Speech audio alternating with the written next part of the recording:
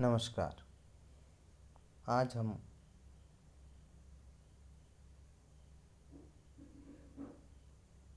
अप्पू के साथ 2.5 साल नामक पाठ पढ़ेंगे। तो बच्चों, पथेर पांचाली फिल्म की शूटिंग का काम 2.5 साल तक चला। इस 2.5 साल के कालखंड में हर रोज़ शूटिंग तो होती नहीं थी और मैं भी एक विज्ञापन कंपनी में नौकरी करता था। नौकरी के काम से जब फुर्सत मिलती थी तब शूटिंग करता था। मेरे पास उस समय पर्याप्त पैसे भी नहीं थे। पैसे खत्म होने के बाद फिर से पैसे जमा होने तक शूटिंग स्थगित रखनी पड़ती थी। शूटिंग का आरंभ करने से पहले फिल्म में काम करने के लिए कलाकार इकट्ठा करने का एक बड़ा आयोजन हुआ। विशेषकर अप्पू की भूमिका निभाने के लिए 6 साल का लड़का मिल ही नहीं रहा था। आखिर मैंने अखबार में उस संदर्भ में एक इश्तहार दिया। इश्तहार मतलब विज्ञापन। रास बिहारी एवेन्यू की एक बिल्डिंग में मैंने एक कमरा भाड़े पर लिया था। वहाँ पर बच्चे इंटरव्यू के लिए आते थे। बहुत से लड़के आए, लेकिन अप्पू की भूमिका के लिए मुझे जिस तरह का लड़का चाहिए था वैसा एक भी नहीं था। एक दिन एक लड़का आया। उसकी गर्दन पर लगा पाउडर देखकर मुझे शक हुआ। नाम पूछने पर नाजुक आवाज़ में वह बोला, टिया।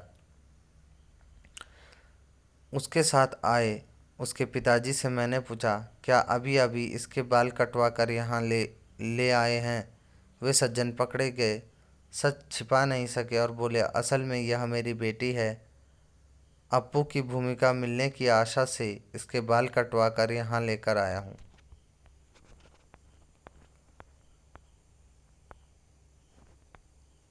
अब विज्ञापन देकर भी अप्पू की भूमिका के लिए सही तरह का लड़का न मिलने के कारण मैं तो बेहाल मतलब परेशान हो गया था। आखिर एक दिन मेरी पत्नी छत से नीचे आकर मुझसे बोली, पास वाले मकान की छत पर एक लड़का देखा, जरा उसे बुलाइए तो। आखिर हमारे पड़ोस के घर में रहने वाला लड़का सुबीर बनर्जी ही पथेर पांचाली में अप्पू बना। फिल्म का काम आगे 2.5 साल चलने वाला है, इस बात का अंदाज़ा मुझे नहीं था। इसलिए जैसे जैसे दिन बीतने गए वैसे वैसे मुझे डर लगने लगा कि अप्पू और दुर्गा की भूमिका निभाने वाले बच्चे अगर ज़्यादा बड़े हो गए तो फिल्म में वह दिखाई देगा। लेकिन मेरी खुशकिस्मती से उस उम्र में बच्चे जितने बढ़ते हैं उतने अप्पू और दुर्गा की भूमिका निभाने वाले बच्चे नहीं बढ़े। इंदिरा ठाकुर उनकी भूमिका निभाने वाली 80 साल उम्र की चुन्नी बाला देवी 2.5 साल तक काम कर सकी और यह भी मेरे सौभाग्य की बात थी। शूटिंग की शुरुआत में ही एक गड़बड़ हो गई। अप्पू और दुर्गा को लेकर हम कलकत्ता से 70 मील पर पाल सीट नाम के गांव गए। वहां रेल लाइन के पास काश फूलों से भरा एक मैदान था। अप्पू और दुर्गा पहली बार रेलगाड़ी देखते हैं। इस सीन की शूटिंग हमें करनी थी। यह सीन बहुत ही बड़ा था। एक दिन में उसकी शूटिंग पूरी होनी नामुमकिन थी। कम से कम 2 दिन लग सकते थे। पहले दिन जगद्धात्री की पूजा का त्योहार था। दुर्गा के पीछे पीछे दौड़ते हुए अप्पू काश फूलों के वन में पहुंचता है। सुबह शूटिंग करके शाम तक हमने सीन का आधा भाग चित्रित किया। निर्देशक, छायाकार, छोटे अभिनेता अभिनेत्री, हम सभी इस क्षेत्र में नवागत मतलब नए नए होने के कारण थोड़े बौराए हुए थे। बाकी का सीन बाद में चित्रित करने का निर्णय लेकर हम घर पहुंचे। 7 दिन बाद शूटिंग के लिए उस जगह पर गए तो वह जगह हम पहचान ही नहीं पाए। लगा ये कहाँ आ गए हैं हम। कहाँ गए वे सारे काशफूल? बीच के 7 दिनों में जानवरों ने वे सारे काशफूल खा डाले थे। अब अगर उस जगह बाकी आधे सीन की शूटिंग करते तो पहले आधे सीन के साथ उसका मेल कैसे बैठता, उसमें कंटिन्यूटी नदारद हो जाती। कहने का तात्पर्य है, अगर वे पहले वाले सीन और अब फिर दोबारा उस सीन को मिलाते तो एक जैसा नहीं लगता, मेल नहीं बैठता, और इससे ऐसा लगता कि ये दृश्य जो है ढंग से नहीं फिल्माया गया है। उस सीन के बाकी अंश की शूटिंग हमने उसके अगले साल शरद ऋतु, जब फिर से वह मैदान काश फूलों से भर गया तब की। उसी समय रेलगाड़ी के शॉट्स भी लिए, लेकिन रेलगाड़ी के इतने शॉट्स थे कि एक रेलगाड़ी से काम नहीं चला। एक के बाद एक 3 रेलगाड़ियों को हमने शूटिंग के लिए इस्तेमाल किया। सुबह से लेकर दोपहर तक कितनी रेलगाड़ियां उस लाइन पर से जाती है, यह पहले ही टाइम टेबल देखकर जान लिया था। हर एक ट्रेन एक ही दिशा से आने वाली थी। जिस स्टेशन से वे रेलगाड़ियां आने वाली थी उस स्टेशन पर हमारी टीम के अनिल बाबू थे। रेलगाड़ी स्टेशन से निकलते समय अनिल बाबू भी इंजन ड्राइवर की केबिन में चढ़ते थे, क्योंकि गाड़ी की शूटिंग की जगह के पास आते ही बॉयलर में कोयला डालना जरूरी था ताकि काला धुआं निकले। सफ़ेद काश फूलों की पृष्ठभूमि पर अगर काला धुआं नहीं आया तो दृश्य कैसे अच्छा लगेगा। पथेर पांचाली में जब भी यह सीन दिखाई देता है तब दर्शक यह नहीं पहचान पाते कि उस सीन में हमने 3 अलग अलग रेलगाड़ियों का इस्तेमाल किया है। आज के डीजल और बिजली पर चलने वाले इंजनों के युग में यह दृश्य उस प्रकार से हम चित्रित न कर पाते। आर्थिक अभाव के कारण बहुत दिनों तक हमें अलग अलग समस्याओं से जूझना पड़ा। एक उदाहरण देता हूँ।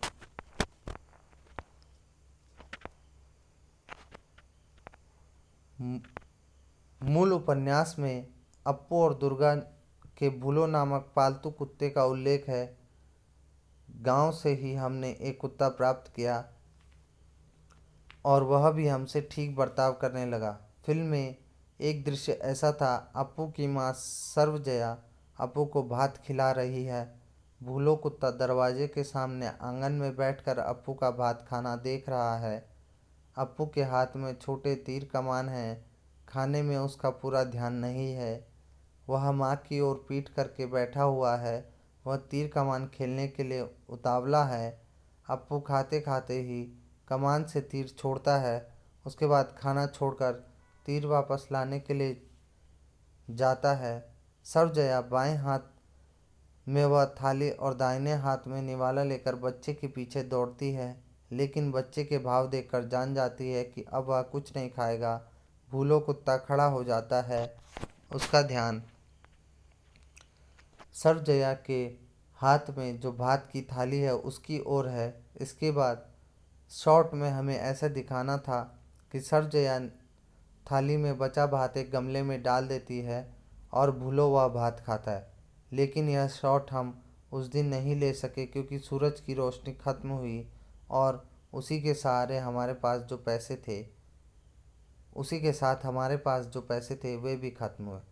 6 महीने बाद फिर से पैसे इकट्ठे होने पर हम फिर बोडाल गांव में उस सीन का बाकी अंश चित्रित करने के लिए गए, लेकिन वहां जाने पर समाचार मिला कि भूलो कुत्ता अब इस दुनिया में नहीं रहा। अब क्या होगा? खबर मिली कि भूलो जैसा दिखने वाला एक कुत्ता गांव में है। अब लाओ उस कुत्ते को पकड़ के। सचमुच यह कुत्ता भूलो जैसा ही दिखता था। वह भूलो से बहुत ही मिलता जुलता था। उसके शरीर का रंग भूलो जैसा बादामी ही था। उसकी दुम की छोर पर भी भूलो के दुम की छोर जैसा ही सफ़ेद था। आखिर यह फेंका हुआ भात उसने खाया और हमारे उस दृश्य की शूटिंग पूरी हुई। फिल्म देखते समय यह बात किसी के भी ध्यान में नहीं आती कि एक ही सीन में हमने भूलो की भूमिका में 2 अलग अलग कुत्तों से काम लिया है।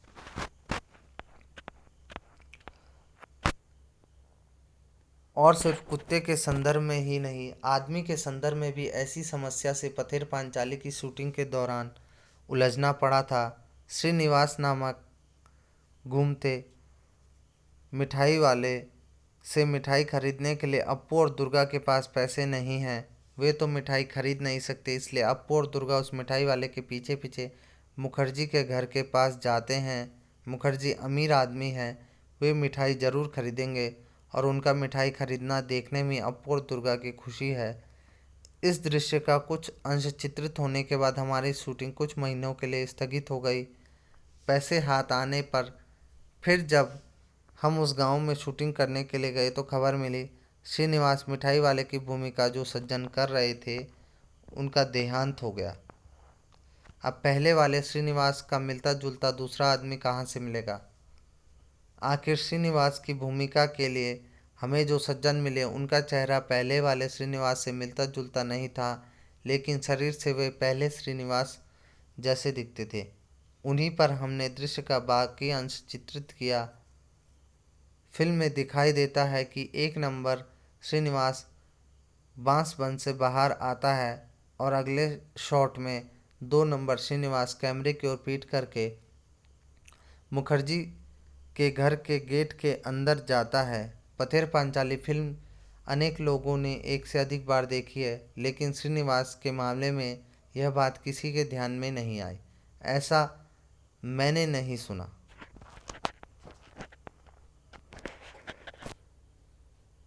इस श्रीनिवास के सीन में ही एक शॉट के वक्त हम बिल्कुल तंग आ गए थे, और वह भी भूलो कुत्ते की वजह से। छोटे से पुकुर के पार मिठाई वाला खड़ा है और इस पार अपने घर के पास अप्पू दुर्गा मिठाई वाले की ओर ललचाई नज़र से देख रहे हैं। क्यों मिठाई खरीदेंगे? मिठाई वाले के इस सवाल का वे ना में जवाब देते हैं।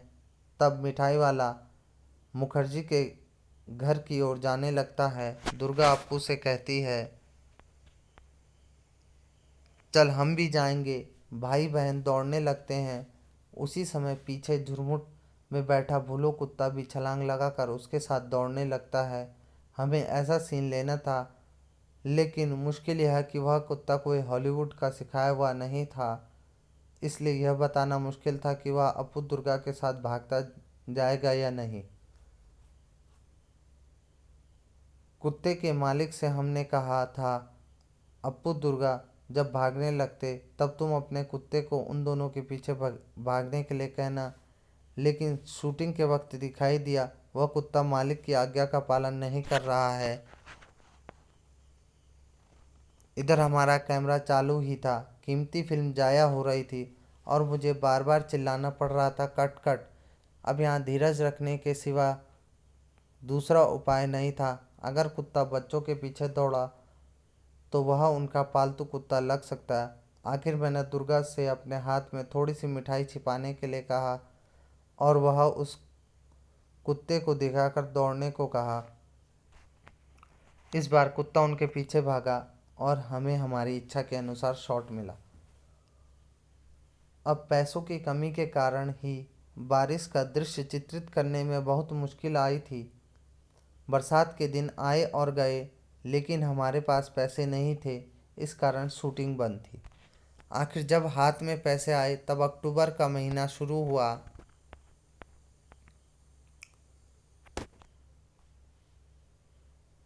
शरद ऋतु में निरभ्र आकाश के दिनों में भी शायद बरसात होगी। इस आशा से मैं अप्पू और दुर्गा की भूमिका करने वाले बच्चे कैमरा और तकनीशियन को साथ लेकर हर रोज़ देहात में जाकर बैठा रहता।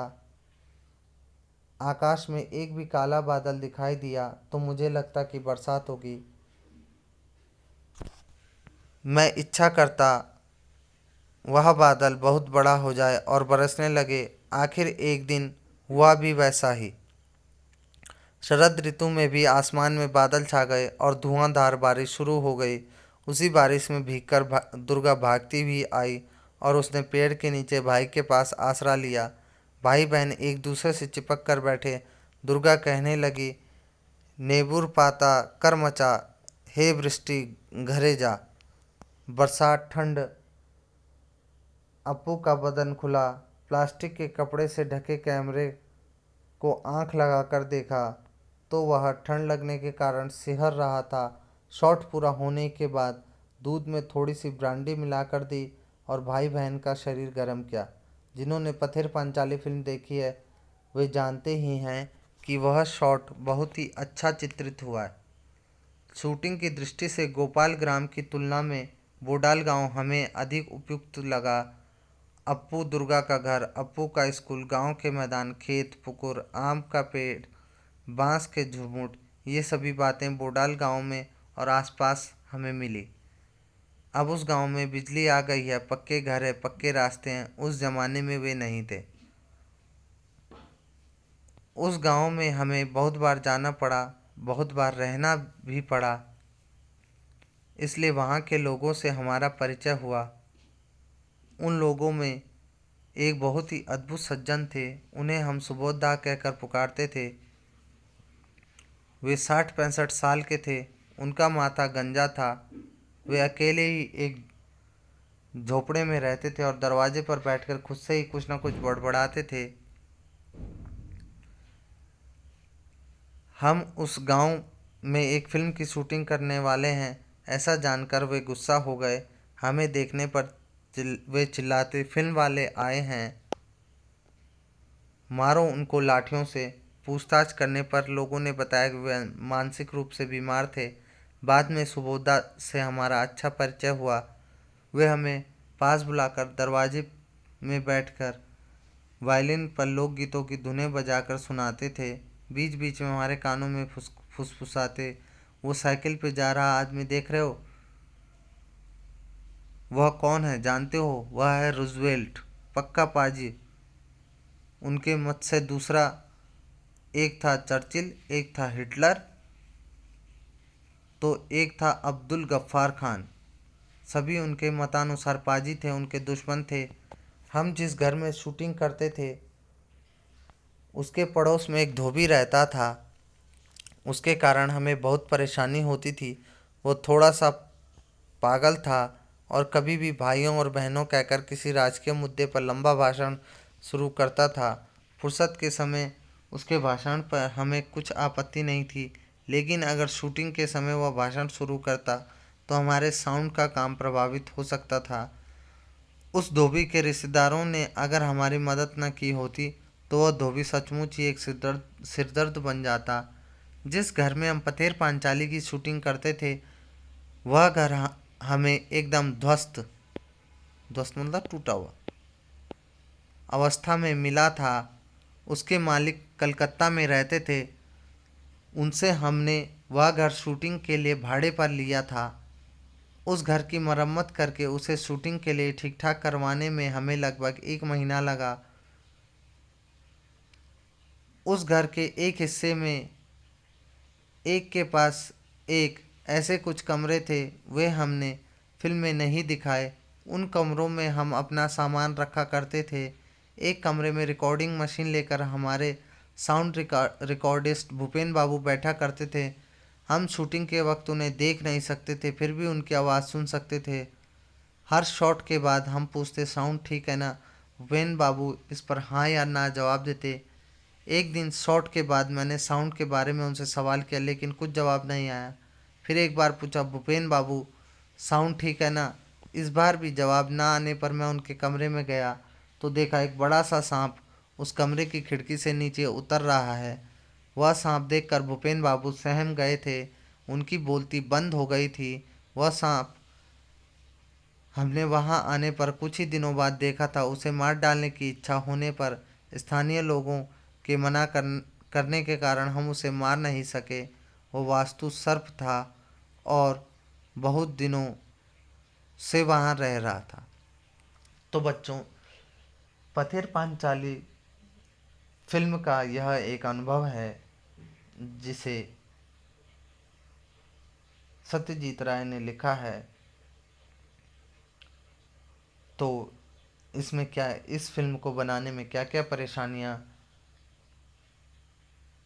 सत्यजीत राय को उठानी पड़ी, उनके पास पैसों की कमी और पैसों की कमी के कारण दृश्य चित्रित करने में कठिनाइयां जो थी वो आज हमने पढ़ी। धन्यवाद बच्चों।